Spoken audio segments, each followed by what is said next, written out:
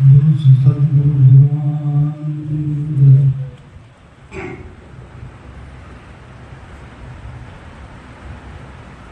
मन का तरंग मार दे तो हो गया भजन, आदत बुरी सुधार ले बस हो गया भजन। भजन એટલે કોઈ સતત ખાલી નામ સ્મરણ કરવું, એ કોઈ એવું ભજન ફિક્સ, એવું ભજન એટલે એવું કોઈ ફિક્સ નથી। ધ્યાન એટલે કોઈ એવું ફિક્સ નથી પલોઠી વાળી ન બેહી તો જ ધ્યાન થાય।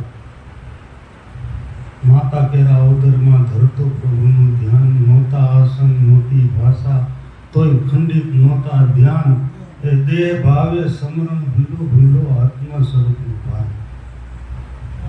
માતાના ઉદરમાં જેથી જીવ હતો તેથી અહોનિશ ધ્યાન ભજન હતું, તો કયું થતું? હવે ભાષા એ નહોતી, હિન્દી ઇંગ્લિશ, આપણને જે નામ ઓળખ બતાવવામાં આવ્યું છે તો ભાષામાં છે, સંસ્કૃતમાં એક શબ્દોમાં છે, પણ ઓલું તો શબ્દથી પાર છે, જે તમને મને ઓળખાયું છે એ સતનામ છે, એને પ્રગટ કરવા હાટું તેના નામ આપ્યું છે। અને જો કોઈનામાં પ્રેમ હોય તો પ્રેમે કરીને આપોઆપ પ્રગટ થઈ જાય। ભાવ પ્રેમની વાત છે, ઓલું બધું ભાવ પ્રેમ જગાડવા માટે છે। બધા સાધનાઓ જે આપી ને એ બધું મૂળ સાધનાને પ્રગટ કરવા માટે છે। જો મૂળ હોય એ ગગન ચડીને જોઈ લો મારી હેલી રે, કોણ જગાડે નામ ને કોણ જગાડે પ્રેમ, કોણ જગાડે પુરુષ ને કોણ જગાડે હેલી, ગગન ચડીને જોઈ લો રે મારી હેલી રે। તો કે સુરતા જગાડે નામ ને, નામ જગાડે પ્રેમ ને, અને પ્રેમ જગાડે પુરુષ ને, પુરુષ જગાડે હેલી। તો પ્રેમ હોય તો સુરતા જગાડે નામ ને, નામ જગાડે પ્રેમ ને, બે વાત થાય। પ્રેમ જગાડે પુરુષ ને, પુરુષ જગાડે હેલી, એ ગગન ચડીને જોઈ લો મારી હેલી રે। આ તો પ્રેમની જ રમત છે, ફક્ત ને ફક્ત પ્રેમની। સતત જીવન બાપાએ કીધું કે સદગુરુ ગોતો તો તમારી કાયામાંથી બોલજો, શું કરું મારા વાલાના વખાણ। એ આપણને ઓળખાયો હોય ને યારે પ્રેમ કરી લ્યો। ગંગા સતી કે સદગુરુને પૂછીને પગલા ભરીએ પાનભાઈ। હવે આ ઘડીએ કઈ ફોન કરીને પૂછું, એ ડગલે કેમ પૂછું, પણ આ બોલે એ બીજો નથી, છે પરમ તત્વ પોતે, અજ્ઞાની ના આંધળો હડકો રહીને ગોતે। એને તું માની લેને, ઈ જ છે ભલે પલ તારું માર્ગદર્શન, તને હલાવે ચલાવે ખવડાવે પીવડાવે, કોણ છે? ઈ જ છે, એના સિવાય કોઈ છે નહીં સર। અહીં નરસિંહ મહેતા કે હું અહીંયા હરિ નો, હરિ અહીંયા હું નો, હું નીકળી જા। દાદા ઘણી વાર આપણે સત્સંગમાં કહેતા હોય, હે ગુરુ મહારાજ હું નથી તમે છો, બસ આટલી વાત સ્વીકારી લે, આટલો જ સત્સંગ છે। એ ભાવમાં સતત રહેવાનું છે, બીજી લાંબી કોઈ રમત નથી। પછી મેરું તો ડગે જેના મન ન ડંગે, ભલે ભાંગી પડે બ્રહ્માંડ, એ વિપત પડે તો વણસે નહીં સોઈ મારા હરિજનના પ્રમાણ। એકવાર નક્કી કરવાનું, અને પછી આ સૃષ્ટિનો સર્જનહાર પોતે આવીને દગાવા કરે ને તો ડગે નહીં, બસ જીતી જાવ। આટલું નક્કી કરીને પછી જે થનારી થાય, દુનિયા આખી દુનિયા એક તરફ આપણું નક્કી પડવું, એ જે ઉભા રહ્યા એ જીતી ગયા। એના નામના નેજા ફરક્યા ધરતી ઉપર, ભગવાન આવ્યા છો નહીં, અડગ રહેવાનું, નક્કી પડવું। કેને ઓળખાયો? સદગુરુ ભગવાન તમે જ કીધું, હે નિરખને ગગનમાં કોણ ગુંજી, તે જ તું કે હું કે, તો એને તેમ કીધું ઈ હું છું, તો ઈ આપણે સ્વીકાર્યું કે તમે જી છો, તો આમાં હું તો કાંઈ છું ને, થતું હોય થવા દો, એ જેમ જાતું હોય એમ જવા દો। તમારા વિચાર, તમારે એક નક્કીપણા ઉપર ઊભું રહેવું। હમદાયત એટલે ખાંડાની ધાર એટલે કીધી, કઠણ એટલે છે, કારણ કે એક બાજુ જ્યારે આપણે એક વસ્તુ નક્કી કરીને એક ઉપર ઊભા રહેતી, દુનિયા આખી વિરુદ્ધ હોય। અરે ભાઈ તમારે એમાં તો દુનિયા તો દોરંગી છે, બે મોઢારી બોમ્બોય દાદાએ કીધું, એ તો ઘડીક થાય તો વાહ દિનુભાઈ વાહ કરે, ઘડીક થાય તો દિનુભાઈ કર્યું આમ, એનું નક્કીપણા ઉપર આપણે રહેવાનું। આપણે બેઠા નહીં, આપણે 10 વર્ષ સત્સંગ નથી આવ્યો, નથી નક્કી કર્યું, એના અંતેથી જ નક્કી કર્યું છે। હવે ઈ દગાવે તો કોણ દગે? એને તમે નક્કી કરાયું છે। હે સદગુરુ ભગવાન તમારા શબ્દમાંથી નક્કી કર્યું, કારણ કે એ તો સદગુરુ તો શું છે કે આમાં તો આખી સભા બેઠી છે, એ આખી સભાને અનુકૂળ એલકેજી HKG થી માંડી માસ્ટર ડિગ્રી સુધી પીરસતા હોય, એ બધુંમાં આપણે છૂટવા રહી નક્કી ન થાય. આપણા કામનું શું છે નક્કી કરી લેવાનું. પછી નક્કી કરી, કારણ કે અહીંયા તો આ 10 વર્ષ ત્યાં સત્સંગમાં આવતા હોય એના માટે શબ્દો હોય, આ પહેલી વાર આવ્યો હોય એના માટે શબ્દો હોય. હવે આપણે બધા એ શબ્દ આપણે કામના નથી હોતા. આપણું ઠેકાણું નક્કી કરીને આપણે આપણી જગ્યાએ અડગ ઊભું રહેવું. હકીકત તો અડગ ઊભું રહેવું ને એનું નામ જ ભક્તિ છે. પછી ભગવાન આવે તો ભલે 84 આવતી હોય તો ભલે 85 આવતી હોય તો ભલે, મેં આશ્રમમાંથી નક્કી કર્યું, તમારા મુખે નક્કી કર્યું.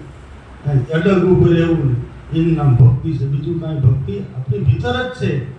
તમે પોતે જ સદગુરુનું સ્વરૂપ છો, બીજું કોણ છો? તું પોતે જ છો, પણ તારા વિચાર ઉપર અડગ ઊભું રહેવું. જો જગતમાંથી નક્કી કરવા જાય તો કોઈ દી નથી થાય. અલગ મહાપુરુષોની વાણીમાંથી નક્કી કરવા બેહો ને તોય ભાતની ફરતી છે. તમે એક નક્કી કરી લ્યો, બસ એમાંથી જ નક્કી કરવાનું. પણ નક્કી કર્યા પછી કોઈ બી છેલ્લા શ્વાસ સુધી ડગવાનું નહીં. મૂળ વસ્તુ તમને ઓળખાવી દીધી, એના આધારે જીવવાનું છે. બોલે એ બીજો નથી છે પરમ તત્વ પોતે, અજ્ઞાની આંધળો અડગો રહીને પોતે. એ જ તારો સદગુરુ પરમાત્મા છે. એના આધારે એ તારું પહેલું છેલ્લું નિશાન છે. એને ન ચૂક એટલે જીતી ગયો. બોલો સદગુરુ ભગવાનની જય.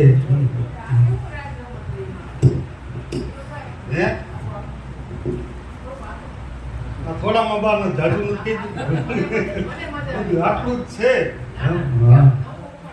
એટલે સમજણથી આ સંતો મહાપુરુષો આ વસ્તુ ઉપર અડગ રહેવાનું છે. જ્યાં આપણે શરૂઆત કરી, માર દે મન કા તરંગ તો હો ગયા ભજન, આદત પૂરી સુધાર લે તો હો ગયા ભજન. હવે આ મનના તરંગને મારવા કેમ? તો સંતો મહાપુરુષે ભજનથી તો બહુ જૂજ માણસો, પણ સત્સંગથી સમજણથી એને મનના તરંગને માર્યા.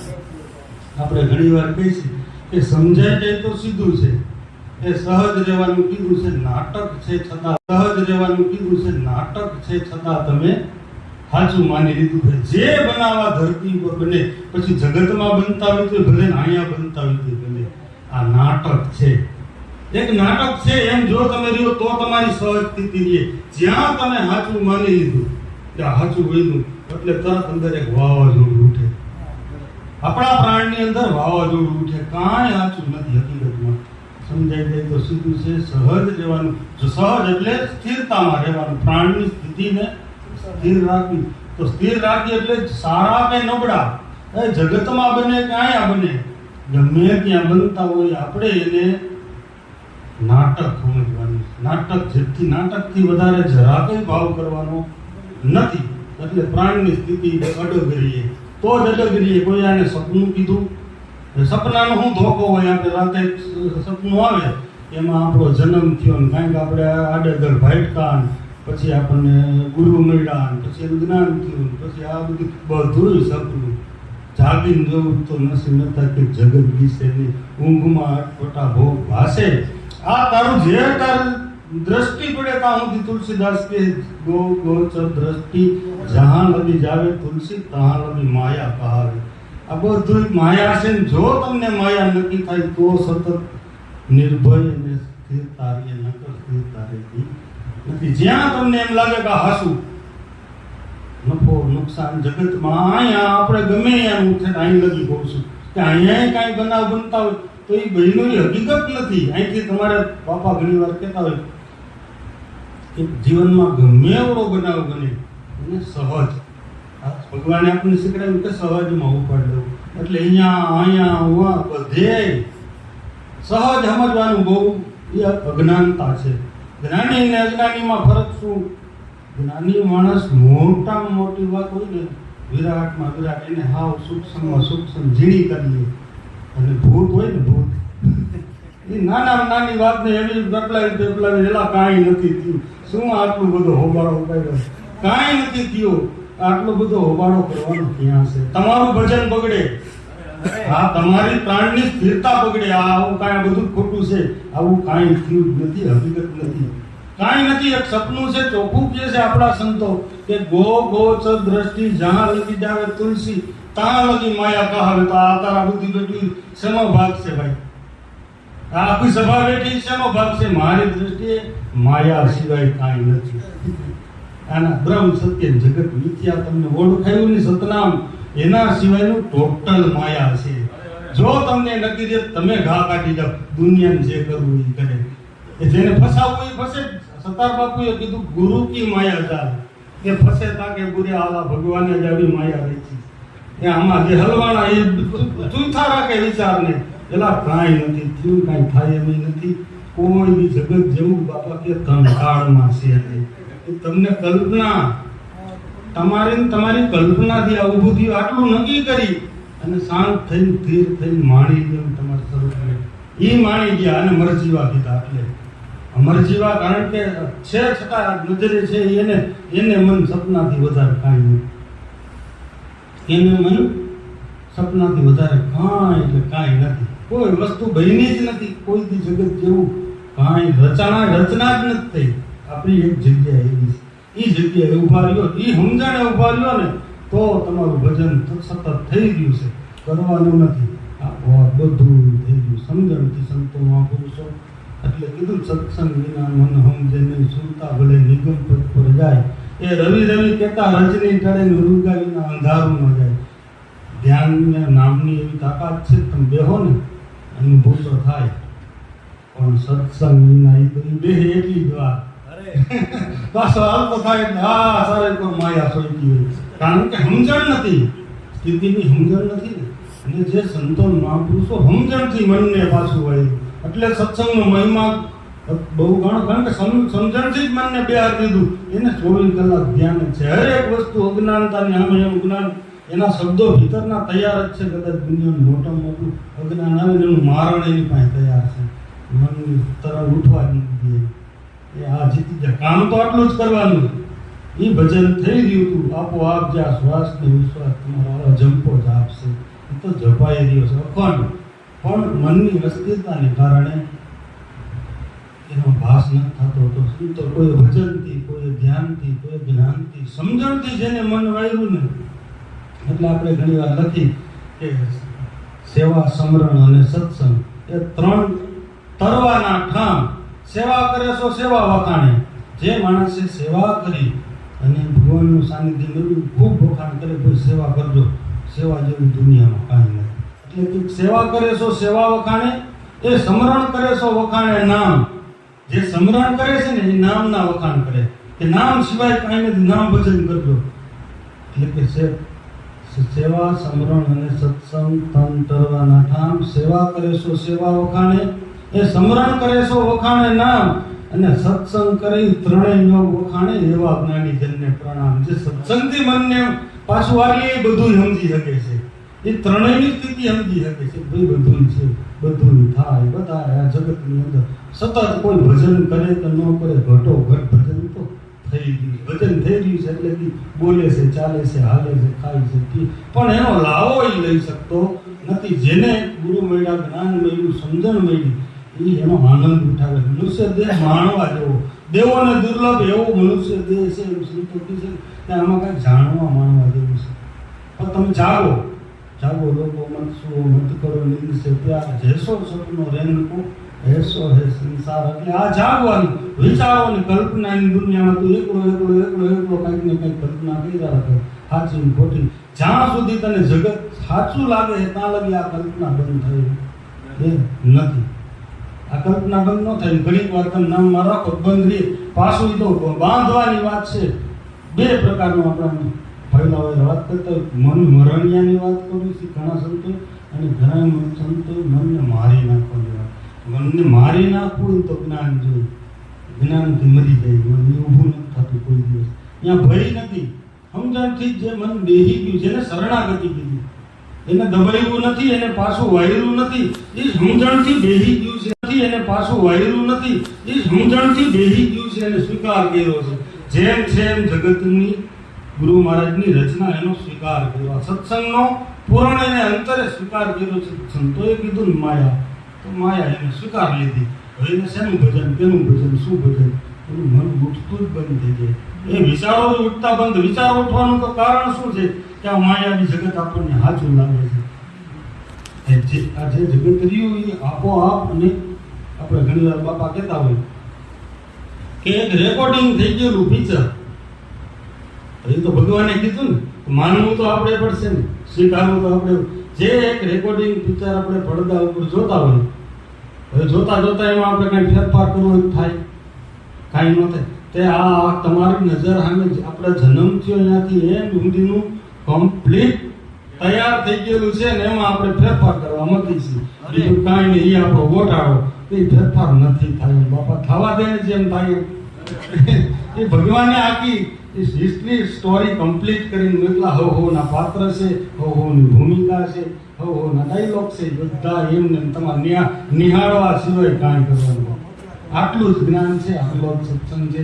સતત જીવનમાં આનંદ આનંદ આનંદ સિવાય કાંઈ નથી. સતત કોઈ ભય નથી અને ઘણીક વાર માટે અશાંતિ નથી. કહીએ આટલું આપણે સ્વીકારી લે એટલે બધું મંજૂર છે. બધું સ્વીકાર છે, પછી ક્યાં વાત છે? કારણ કે એની રચના છે, જેમ છે એમ છે, એમાં કાંઈ તમારા ફેરફાર થાય એમ નથી. આ સદગુરુ મહારાજે આ શબ્દો આપણને સમજાવ્યા.